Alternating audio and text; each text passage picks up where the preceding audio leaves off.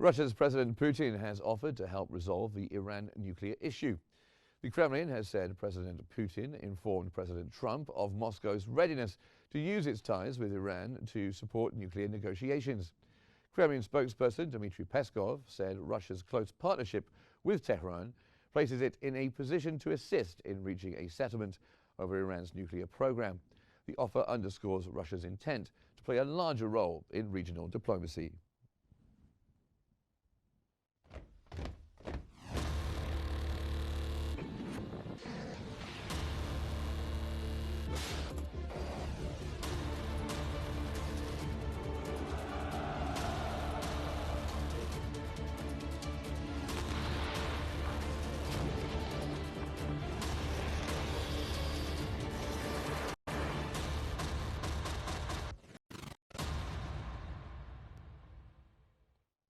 Russia and Ukraine have announced plans for a significant detainee exchange this weekend, involving approximately 1,200 individuals.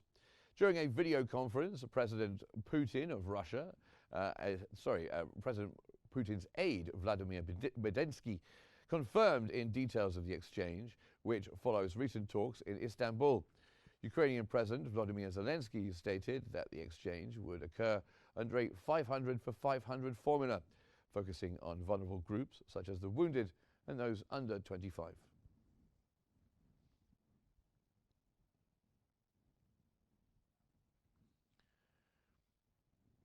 Russian President Vladimir Putin and US President Donald Trump have held a phone call to discuss the conflict with Ukraine and the second round of talks.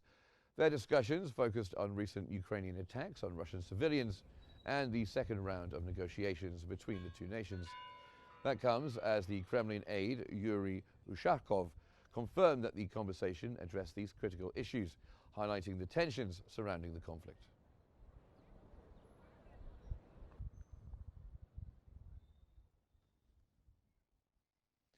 According to news website Axios, Trump privately praised Ukraine's attack on Russian territory. The news outlet reported that President Trump found the Ukrainian operation strong and impressive, though he remained publicly silent. Sources say Trump was concerned about the strike's impact on potential ceasefire talks between Ukraine and Russia, despite admiring the bold move. From dangerous places all over the world, and thanks to Biden's open door policies. Ukraine says its allies will fund weapons production in partner countries. Ukrainian Defense Minister Rustem Umerov has said Western allies have agreed to fully finance defense manufacturing by Ukrainian firms operating in allied nations. The announcement followed talks at the Ukraine Defense Contact Group in Brussels. Umerov confirmed partners also pledged to increase financial support as NATO ministers discussed sustained military aid and strategic backing for Kyiv amid renewed US-led peace efforts with Russia. And that our partners will even appropriate more funding for this. We agreed that products produced under Ukrainian license abroad will go to Ukraine so long as... Ukraine's chief of staff met US Secretary of State Marco Rubio in Washington, stressing the need for Kyiv to win the war. The talks came as Putin discussed drone attacks and peace talks with Trump.